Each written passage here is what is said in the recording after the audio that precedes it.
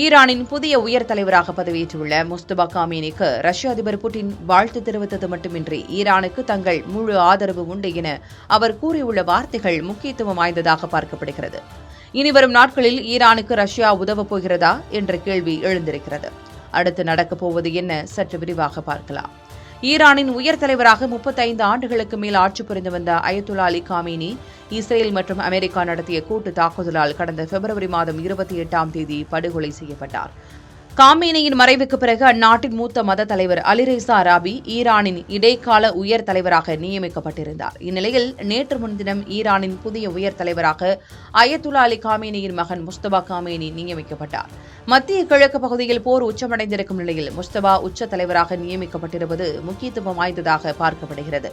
1980களில் நடந்த ஈராக் போரில் நேரடியாக பங்கேற்ற இவர் புரட்சிகர பாதுகாப்பு படையுடன் ஆழமான பிணைப்பை கொண்டிருந்தார்.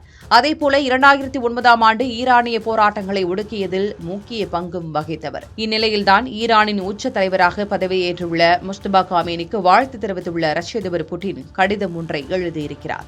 அதில் ஈரானின் புதிய தலைமைக்கு ரஷ்யா தனது முழு ஆதரவை அளிப்பதாகவும் ஈரான் அரசுக்கும் அந்நாட்டு மக்களுக்கும் ரஷ்யா என்றும் உறுதுணையாக இருக்கும் என்றும் குறிப்பிட்டிருக்கிறார்.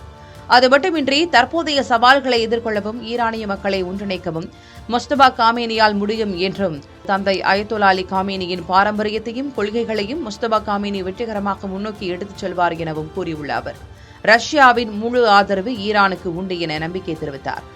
முன்னதாக பிரிட்டன், பிரான்ஸ், ஜெர்மனி போன்ற நாடுகள் போர் நடவடிக்கைகளில் அமெரிக்காவுடன் கைகோர்ப்பதாக தெரிவித்திருந்த நிலையில் ரஷ்யா ஈரானுக்கு ஆதரவளித்திருப்பது முக்கியத்துவம் வாய்ந்த ஒன்றாக பார்க்கப்படுகிறது.